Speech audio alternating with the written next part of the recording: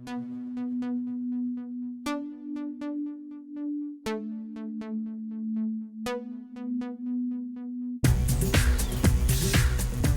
morning, and welcome to Wicked Wednesdays. This is a project that I've been thinking about for quite some time. Starting a video blog / podcast, talking about the world that we live in as far as making amateur porn, how we got into it, what the day-to-day life is like, questions that I get all the time in our comment section and through direct messages. I'm going to be reading a lot of your comments, which I've always thought would be fun and interesting to see how people interact with us as producers. Answer some of your questions, maybe have some of the models in here and have them talk to you guys. But yeah, I think this will be a fun experiment in social interaction. I know that we're all locked inside with the whole coronavirus thing. So I'm probably not the only producer that's thinking about some new content. I know that Pornhub overall had a 40% increase in verified model uploads. I'm not sure how that breaks out to brand new models, people that have been laid off or that are really desperate for cash. I wish you all the best. Starting a new channel is not easy. It takes a lot of time. We'll get into how we started our channel and what our success was in the beginning. But at the very beginning, it took a long time before we saw any returns on it. So I hope you guys have more luck. You guys that are new to the porn industry, that are new to Pornhub, that are new to uploading your own content, maybe you guys can find this and I can give you some pointers that'll help out. So we're going to start off with our mailbag. And this is the reason that I finally got the impetus to do this, because we got a comment yesterday on one of our videos. And it's a good question. It's a question we get all the time.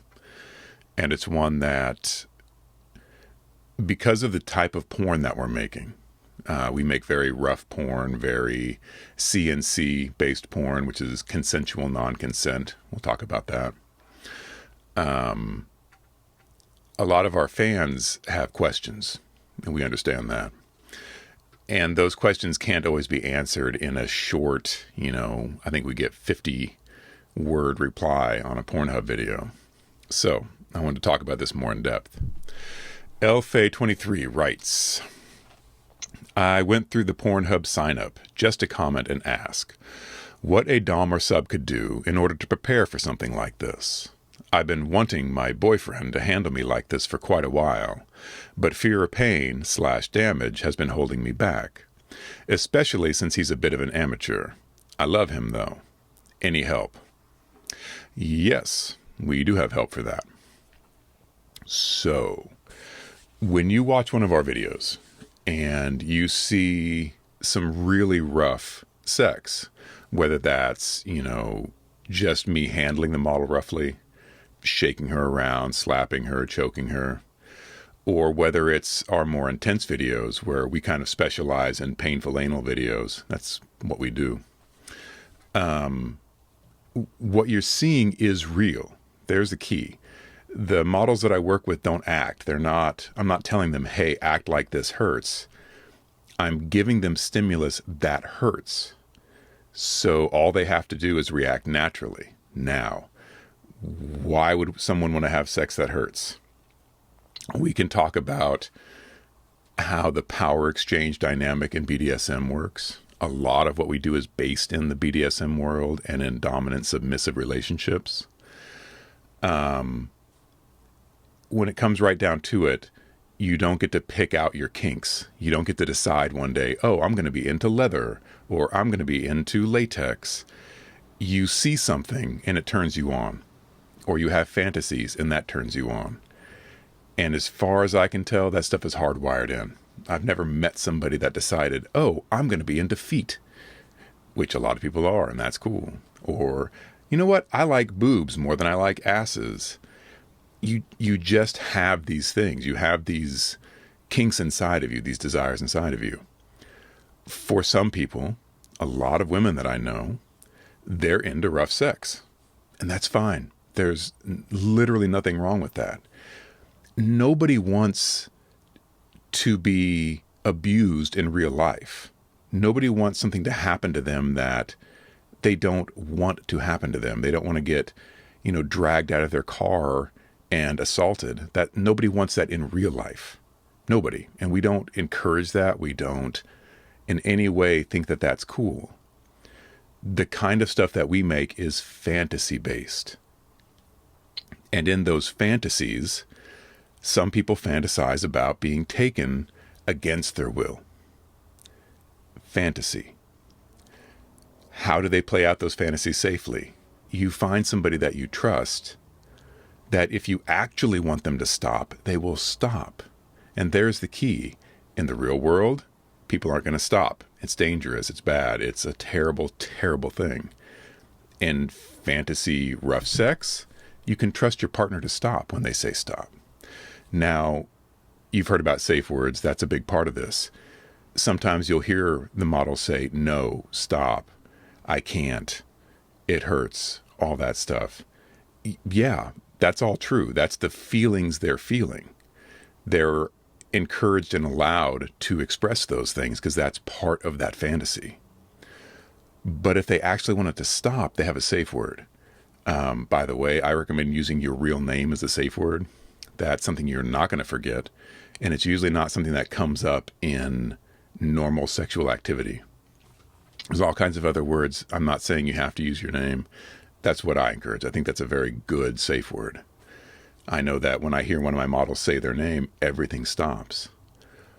When things stop, that doesn't mean that, oh my goodness, the scene is over, everything's ruined. It could just be that there's something going on with the model that I'm unaware of. Maybe one of their restraints is actually cutting them or hurting them, or maybe one of their limbs has fallen asleep. Maybe they are being pushed too hard. It doesn't matter. Everything stops. And we make an assessment. We stop the scene. We say, hey, what's going on? Are you okay? What do you need? And, sometimes it's as simple as, oh, well, my right ankle is cutting into the bench. Can you fix that? And we fix it and we start again. Or it may be, hey, this is too much. I can't do this today. We need to stop. And in that case, it stops. And that's where the fantasy element of this is. What we do is real in that I'm giving them real stimulation. It's not real in that nobody's in danger. It stops when the model wants it to stop. And as the dominant partner in the scene, it's my responsibility to be very watchful of what's going on with the sub in the scene, because they may not always realize that it's gone too far, or that they're in danger, or that things are pushing too far. I'm more likely to stop before the subs are. It's very rare that one of my models actually uses their safe word. It's more that I see that there's a negative situation, or I see that they're getting too much, or I see that things are going too far, and I will pull back. That's a responsibility of a dom. So to get back to Elfe's question, she wants to have this kind of sex. This is a fantasy for her. That's great. That's fine. She's worried about pain or damage. Okay, so this is where you have to be careful. And everybody is different. When you see one of our hard anal videos, especially the painful videos that we make, none of my models are new to anal sex. Like, this is something that we do recreationally, that we enjoy, that can feel very good for them under the right circumstances. Anal sex can be amazing. It's something that you need to practice and work up to. The first few times you try anal stuff, very light play. Use a small toy or use a finger. Lots of lube. Be very patient. Be very careful. Because, there is a risk of damaging those tissues. Those tissues are, I don't want to say they're delicate. People are remarkably resilient. You're more in danger from cutting with fingernails or, not being careful with a toy, a big toy, and maybe stretching too far to the point where you actually get a tear. But you really have to work pretty hard to get tearing, because the human body is very resilient. Like, it doesn't just It's not tissue paper. It's tough stuff. That said, it can be very painful. If you're not ready for it, if you're not warmed up, just like stretching, you don't go out and do the splits on your first try. You will tear something. Same is true for anal. If you go really hard with a really big toy, sure, there's a chance of tearing. More likely, there's the chance of just a lot of pain. It just hurts really bad. So you start gently, and you start with small toys and small insertions. You get comfortable. You learn how to relax your body. You learn how to accommodate more. And so, yeah, the first time, maybe a small toy for a short while, and then you build up and you stretch and you get more used to it and you become more accustomed to it. And then eventually, you can go on to full-on anal sex. Dan Savage, who's a sex educator and commentator that I have a lot of respect for, I listen to a lot, he's got great info and guides on beginning anal play. I suggest you check him out. I might do something more involved directly relating to that. But to answer this question, how do we go to this kind of sex, this kind of thing that she wants to do, without pain and damage? I can't promise it without pain, because the kind of sex she's describing is genuinely painful. That's what the model wants. They are into that feeling of being controlled and exhilarating feeling that they get. That's part of the scene for them. So part of that is pain. You can have rough sex that doesn't necessarily involve pain. Your partner can handle you roughly. Your partner can, push you around, throw you down, hold you down, force you into positions that you may not normally be in. They can do that without necessarily causing you pain. Like that's kind of a whole different section of rough sex than we do. And we do some of that. If it's just a matter of feeling, like the sex is really intense and maybe a little violent, you can do that without pain. Your partner needs to be very aware and careful with you. There's a difference between pushing someone down and hitting their head against something. You have to be careful when you're being rough and physical with another person. The person initiating the sex, the person that's initiating the rough play, needs to be very careful of how they handle the person receiving the rough play. And there has to be a trust relationship, and there has to be a level of control there. But you can have rough sex without the pain. The video that she's talking about is specifically a pretty painful video, and there's not a lot of rough play. I'm manipulating the model's head a little bit. Guys, be careful about that. Don't pull up too hard, either by the hair or by the neck. You can damage somebody's neck, so be aware of how much force you're putting on someone's head when you're doing that. I'm moving her head around, I'm holding her down a bit, but I'm not doing a lot of rough sex. So what she's seeing in that scene is the model experiencing pain from anal sex. And the model is into that. The model really enjoys that. That's something she seeks out. That's why she came to work with me. So my advice to her would be, go slow at first. If you want to have the kind of, anal sex that we do, the kind of painful anal sex that we do, start slow to where you can get to comfortable anal sex.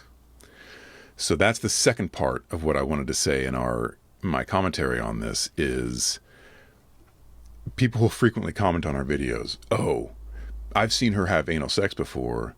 It can't hurt anymore. Bruh, you don't understand. You don't get it at all. Because it absolutely can. All of my models have had lots of anal sex with me. We've had gentle, fun, relaxed, easy anal sex that feels good to them.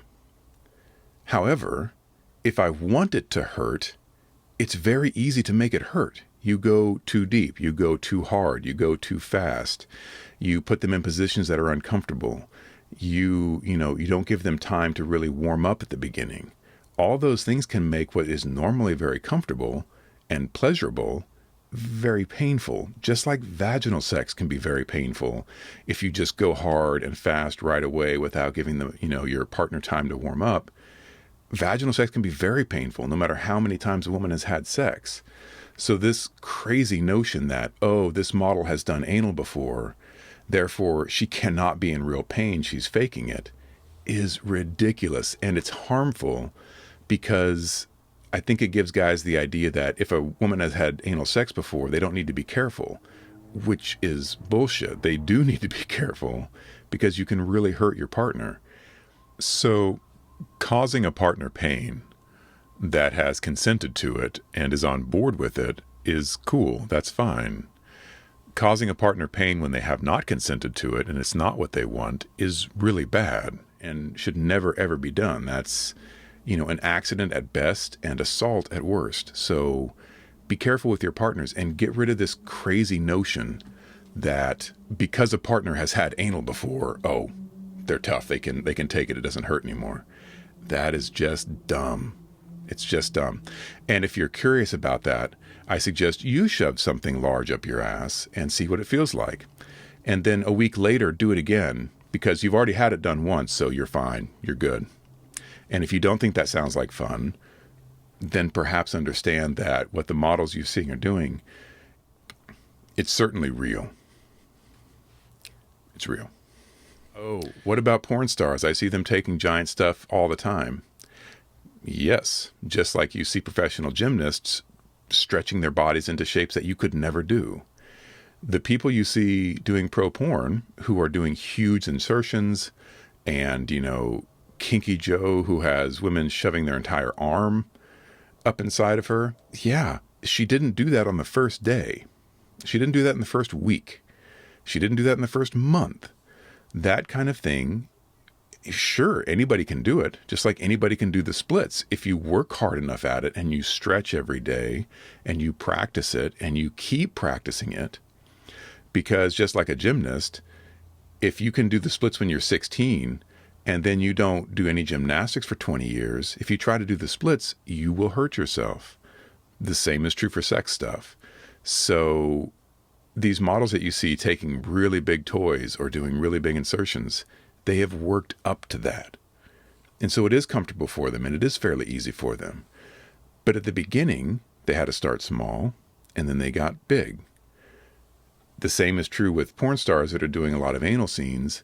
Even then, they still, I guarantee you what you're not seeing before that scene.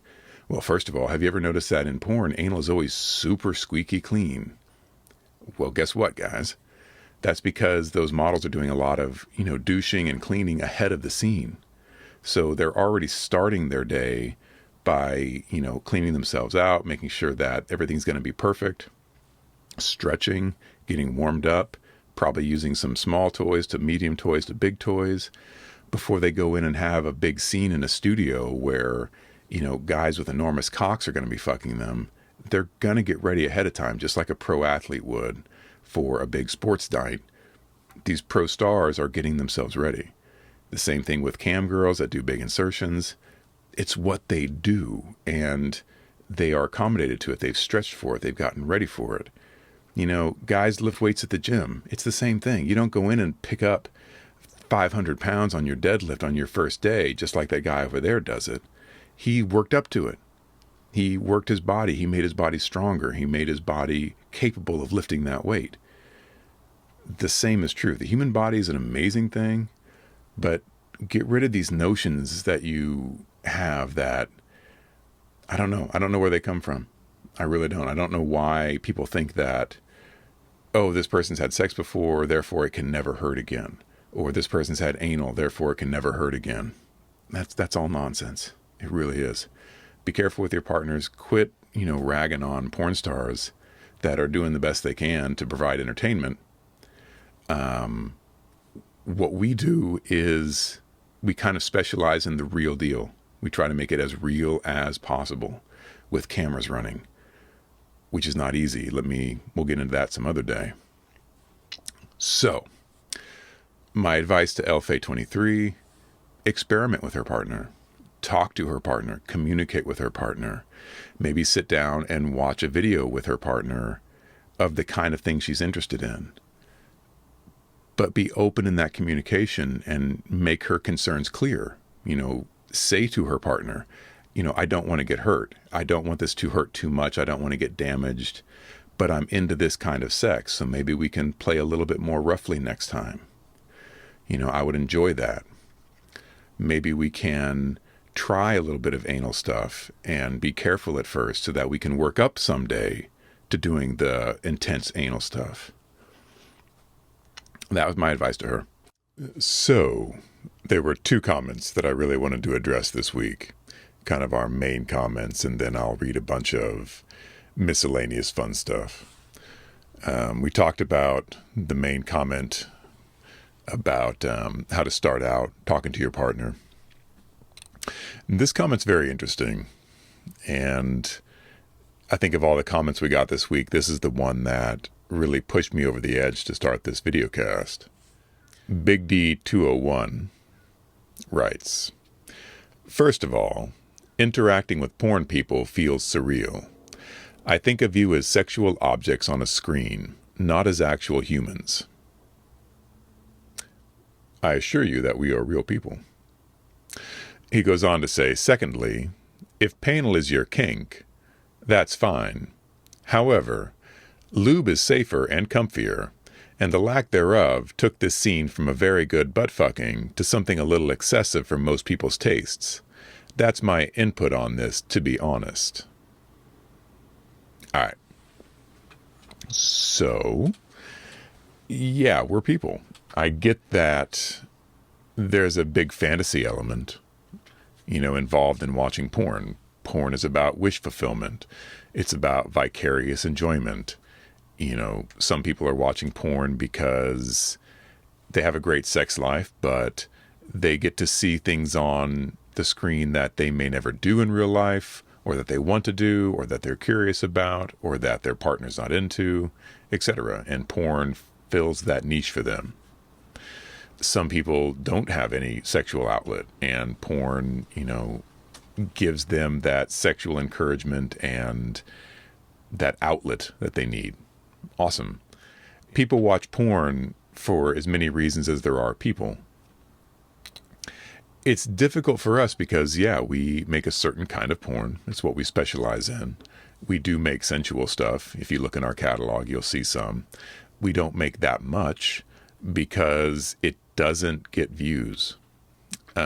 If you look at Ruby's 2 first videos, those are from the same scene, the same shoot, the same angle, the same people. But what's different is one is a more sensual sex scene. Even though it's a rough sex scene, it's more sensual. And the other is a hard anal scene in which she's clearly in distress and having a hard time with it. So those 2 videos, if you look at them side by side, they should do about the same, right? No. One of them has 1.3 million views, and one of them has like 40,000. And there are a lot of reasons for that. I can't get into them too profoundly because I only get so many numbers from Pornhub. They have very granular data, but they don't share all of that with the content producers. But here's what I can suss out from experiments that we've done and from doing this for 3 years. When we put up a video, obviously there's the title, and I know that my titles aren't always very elegant because they can't be, I can't have titles like Meditation on Pain and Sex because the titles have to have those key words. So often the titles can read kind of like tag soup, where it's hard, anal, screaming, whatever. I have to work those words into the titles. I have to. It's marketing. But also what you don't necessarily see unless you click on it is the tag cloud. And each video has a big tag cloud attached to it so people that are searching for the video can find it, what they're looking for. Someone's into rough sex with choking and hair pulling. Well, the tag cloud will have that. It'll say rough sex, choking, hair pulling. Any possible thing I can do to make our videos stand out to the people searching for them, I do. All that's in the tag cloud. So the difference between those 2 Ruby videos is, one says painful anal, rough anal, screaming, crying anal, and the other one says rough sex, screaming sex, crying sex, etc. And it's very clear through, our limited market research when we put up two videos that are almost identical.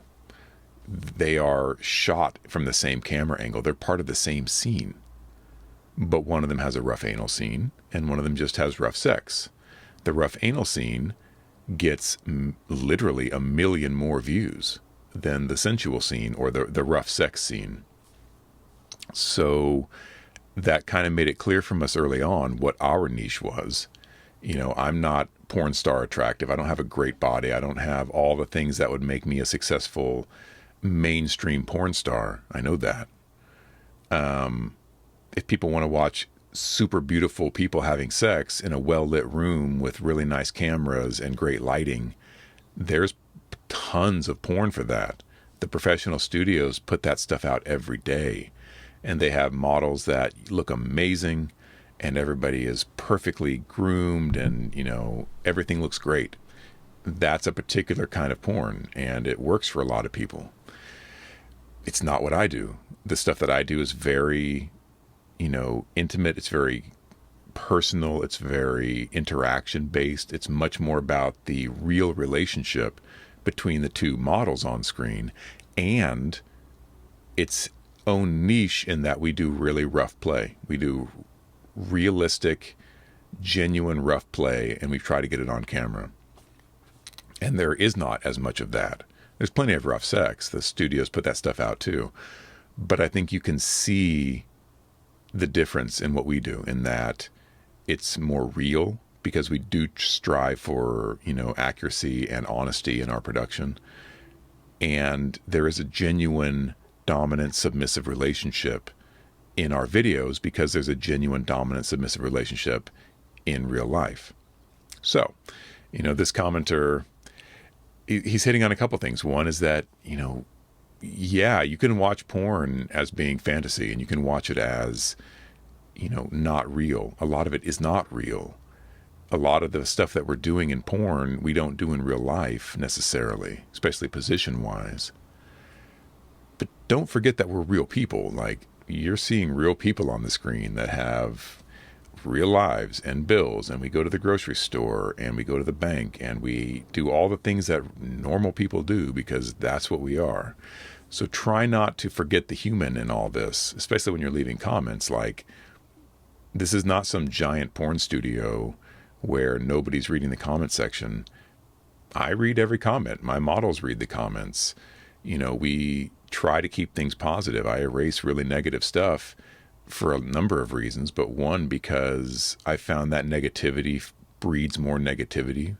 A lot of people that like to do harassment online are bullies. Bullies are cowards. And if they go to a comment section and they see it's mostly positive, they tend to be quiet.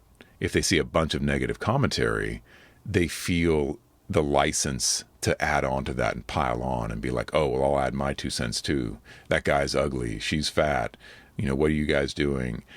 We don't need that. Nobody needs that. And we don't need it in our comments. So we do have a pretty strict policy where if you leave comments, they're like, hey, the lighting in the scene is really dark and I can't see anything. That will stay because that is positive in its own way. That tells us that we need to work on our lighting. But if oh, he's fat and ugly and he shouldn't be doing porn, I'm going to get rid of that comment. I know I'm fat and ugly and shouldn't be doing porn, but this is what I'm doing. And it works for some people, so deal with it. The thing about, if you use lube, it's safer and comfier and it wouldn't hurt and all that. Well, yeah, I know. That's not what this video is. The title of the video that he's commenting on, Painal, curvy Korean amateur suffers her first painful anal fucking. Sometimes I wonder, when people make negative comments on videos like this, our videos are very clear. Like, our titles are brutally clear as to what you're going to see. It doesn't say romantic, sensual, pleasurable anal after a long hot bath by candlelight with soft music playing. We're not tricking anybody. We're not promising one thing and delivering something completely different. When you click on a video that's titled curvy Korean amateur suffers her first painful anal fucking. What were you looking for? What did you expect to see? What were you hoping to see? I don't get it. You know, if that's not your thing, if this is not the kind of video that you get off to, don't click on it. Don't watch it. There's lots of porn that I don't enjoy. There's all kinds of porn that doesn't turn me on, that I don't enjoy, that I, have no interest in. I don't go click on it and then write negative comments about it. I just don't click on it. If maybe somehow you accidentally clicked on one of our videos and you're like, oh my God, this is terrible, I don't like this, go away. Don't click on our stuff. Don't watch that kind of porn. I get it. I don't necessarily like watching myself have sex. So it was not surprising to me that people would not like what we did. But sometimes our comments seem, they seem very surprised and shocked and alarmed that what they saw in the video was a Korean amateur suffering her first painful anal, which is precisely what it says in the title. And if you click on the tag cloud, how you get to this video, the things you have to search for to find this video: ass fuck, rough, amateur, screaming anal, rough crying anal. These are the things you need to search for to find this video. Say perhaps you saw it on the front page, if we're lucky enough to get featured. The title still says it all. Like, the title's very clear what you're going to see. And if you're not into painful sex, if you're not into rough sex, if you're not into consensual non-consent sex, any of that stuff, you won't like our videos. I understand. Move on. Move on. If you have genuine concerns, reach out to us. Some people are like, this doesn't seem consensual. What's going on here? I think we talked about that earlier. It is consensual. It's all cool. There's no laws being broken here. Everybody's on board. If you just don't like it, come on, man. Just move on. All right. And next, reach out to us. We will answer. We try to answer all comments that aren't spam comments. And man, do we get a lot of spam comments. We try to answer every single piece of direct mail we get. I don't think I've ever missed a piece. If I have, write me again. Sometimes we get a lot. We got featured over the weekend and I had 500 notifications. Half of those were spam.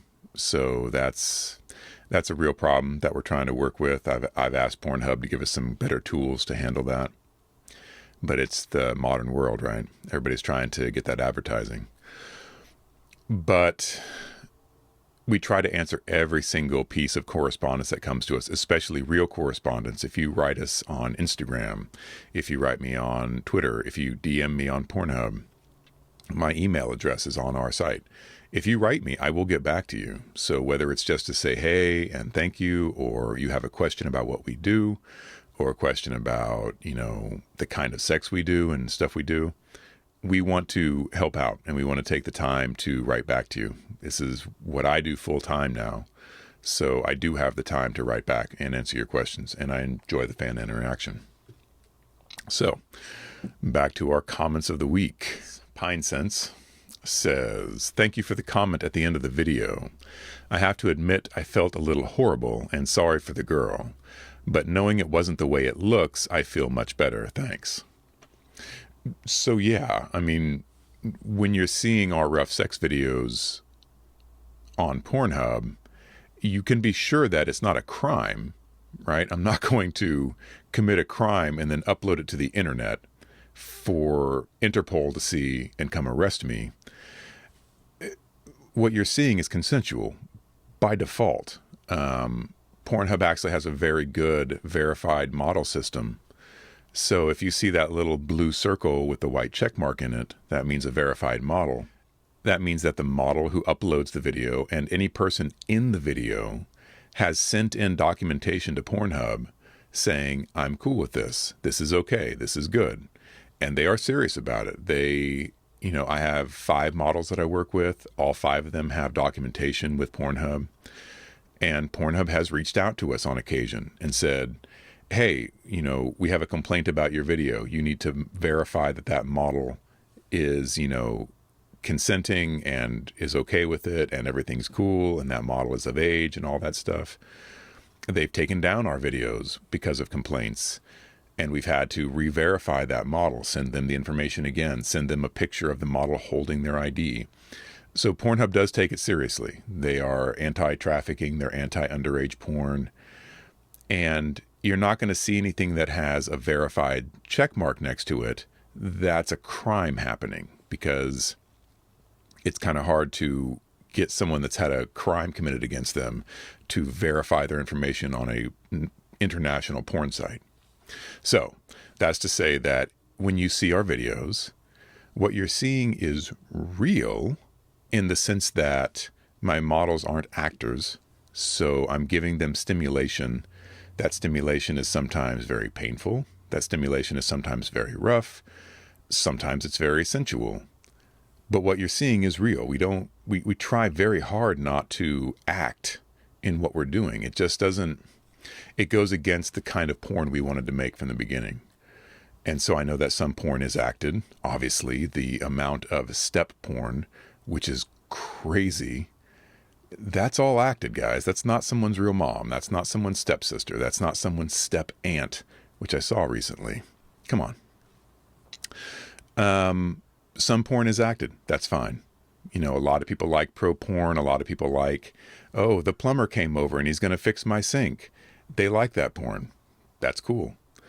The stuff that we do, what we're trying to capture is the genuine interaction between myself and my models, all of whom I have relationships with, all of whom I know outside of the porn world. Sometimes they're my actual partners, sometimes they're friends that work with me, etc. But we have, you know, usually a BDSM style relationship. And what we're trying to capture on film is what some of those scenes look like, including the rough scenes. So when they say, you know, I felt sorry for the girl, but knowing it wasn't the way it looks, yes and no. You know, you don't have to worry about the girl because she's fine. I don't do anything to anybody that they don't absolutely enthusiastically consent to. Anybody you see in my videos is 100% okay with it. They have frequently sought me out because this kind of sex excites them and they want to have this kind of sex. You know, the model in question, Ruby, literally reached out to me through Pornhub. She said, I love your videos. Is there any way that I can work with you? I said, sure, let's do this thing. So she sought me out to have this kind of rough sex. It's what she wants. Don't feel bad for her in the sense that, you know, she's getting exactly what she wants. This kind of sex excites her and she seeks it out. But at the same time, yeah, don't worry that you're watching a crime happen, because that's not what we do. And that's, hopefully, you're not going to see that on Pornhub. I know that, especially with some of the unverified accounts and some of the uploads that happen that are compilations or are uploaded, you know, you can upload stuff to Pornhub and not be a verified model. I don't necessarily know why people do that, because you can't monetize unverified videos. But yeah, there's stuff on Pornhub that I'm a little iffy about. It looks pretty non-consensual to me, or at least it looks coerced to me, as in, I'm going to do this bad thing to you, you know, here's some money. And that's not what we do. So in our videos, especially our videos, I can guarantee you, don't worry about the models. They're fine. You know, if this is your fantasy, if this is what, you know, turns you on, if rough sex, you know, gets you going, come watch responsible people do it, because we are responsible with what we do. We do want to make an effort to be more forward in our process about, hey, this is fantasy. This is what I'm doing right now. We've started putting PSAs in our videos that people understand. You know, don't feel bad about watching this stuff. It's some people's kink. It's our kink. It's 91 million people's kink, according to our view count. And when done responsibly, it's fine. Don't worry about it. I am not going to read this person's username. I don't think we should do Nazi usernames. Come on, guys. But he says, and I quote, "He sounds like Lucifer the Dark Lord. Not even going to rate this." Well, number one, yes, this is my real voice. And goddamn, y'all, have you ever seen a movie besides the Batman Chronicles? Because I don't sound like Batman. I don't think I sound like Batman. I sound like a lot of characters. Not Batman. I'm not doing the Batman voice. This is just how I talk. It's allergy season. I sound a little rougher than usual. But I'm not altering my voice in the videos. I'm not, this is me. This is what I sound like. And if you're going to use my official title, you need to capitalize Dark Lord. Let's have some respect. Alive Little B comments. I just came across this channel, and I love the PSA at the end. I can't express how grateful I am for the message you are spreading. I feel safe watching your videos because it's clearly stated that it's completely consensual and that you show the importance of aftercare, something that many people do not realize is essential after any type of role play. Thank you so much for the awareness you are spreading and for the awesome videos you have. You are welcome, Alive Little B. We are trying to be more responsible about that. I know that we've been putting out videos for years now. I guess foolishly, I thought it didn't need to be stated that, oh, by the way, this is consensual and you can't just have this kind of sex with people willy-nilly without their consent and their enthusiastic consent. And yeah, based on some of the comments we get, I think that some of our fans don't understand that you can't do this with people who don't want it to be done with them. So we are taking it very seriously, and we are going to do as much as we can to educate the larger community and the kink community specifically about how this works and how what we do is okay and it's perfectly normal. It's perfectly, it's within the realm of DS play, just like getting spanked or just like, getting put in stress positions. Whatever turns you on is fine if you do it in a safe, responsible way. No one's getting hurt for real. All my models consent. And yeah, the aftercare part. Aftercare is very hard to show in our videos. Often it's more personal and more intimate than this fucking part, right? It may seem counterintuitive, but the fucking is performative in the fact that, we're having sex in a way that we may not be having sex at home. First of all, there's a camera involved, so I'm conscious of, can the camera see what's going on? You don't think about that when you're having regular sex. But more to the point, aftercare can be very quiet and intimate and very personal. We often talk about issues and things and scene, and it doesn't make for very good porn viewing. We'd have to bleep out everything because it's very personal stuff. And also, again, watching me sit next to a model and stroke her hair and talk to her, that's not terribly interesting. But it's very, very important in these scenes. For doms out there, do not neglect the aftercare part. If you're doing your scenes right, and you're bringing your model to a very high level of stimulation, you can't just end that stimulation and walk away, because subs frequently experience what's called sub drop, where all of a sudden the real world comes crashing back in. They may have been very vulnerable and very intense, stimulation situations. And then you tear all that away, and all of a sudden they're in someone's bedroom and bills are due tomorrow and they've got to get dressed and get ready. And that kind of whiplash effect can be really unsettling and really bad for the sub mindset. So it's important to have as long as necessary, quiet, calm, gentle rise back up out of subspace. Ideally what I'm looking for in an aftercare situation, get the model down, remove any restraints, remove any stimulation. If you need to do any immediate cleanup, do some, immediate cleanup, some warm washcloths, that kind of thing. Cover them up, make sure they're warm and comfortable.